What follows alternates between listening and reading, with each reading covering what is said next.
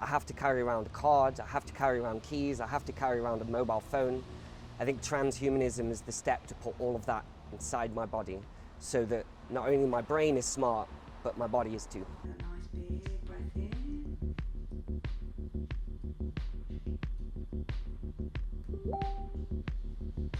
Super. Did you feel much of the second one? Not as bad Not as the first yeah, one. yeah. Feel a bit of a pinch. It's the only way that we can progress. We've made all sorts of technology to do all sorts of incredible things, but none of them respond to my biology. I can understand why people might think it's an extreme thing to do. I can understand why people might associate it with self-hatred or self-destruction, but really, I think it's a way to evolve.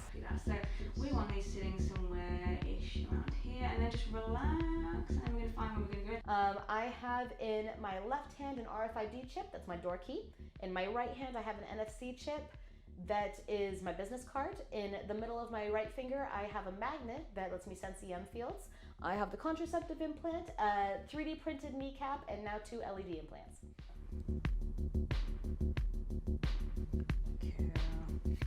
Still just going to smush that for a second. I was in a very bad car accident that fractured my back in multiple places, both my ankles and both my knees.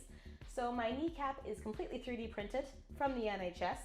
I've also had multiple needles up and down my spine repeatedly and multiple procedures. If I didn't have my chip in my hand, I wouldn't be able to easily access the door. And when one hand's full of your stuff, another hand's full of a cane, it's really handy to have a free hand free where I don't have to hobble for canes because that's my cane hand.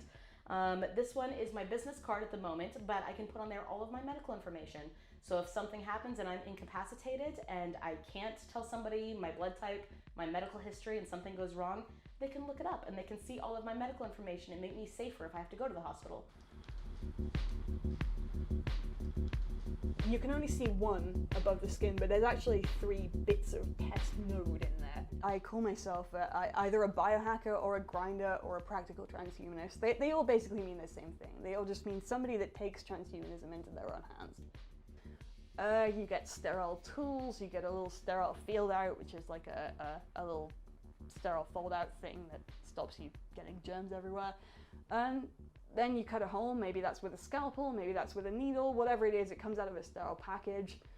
You put whatever device it is in the hole. Sometimes you need stitches, most of the time you don't.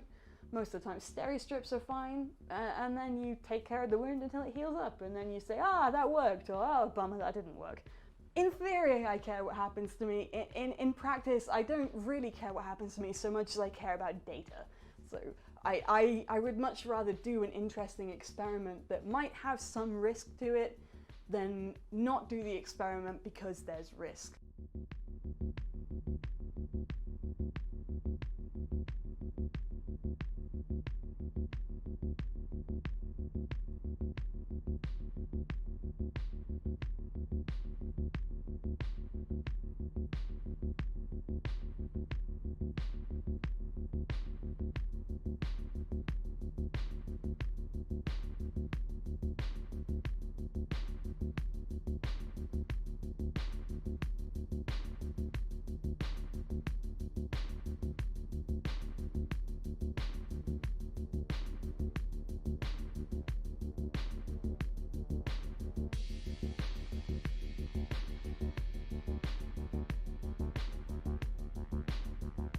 I think that people would see it as an extreme thing because they're looking from a historical perspective.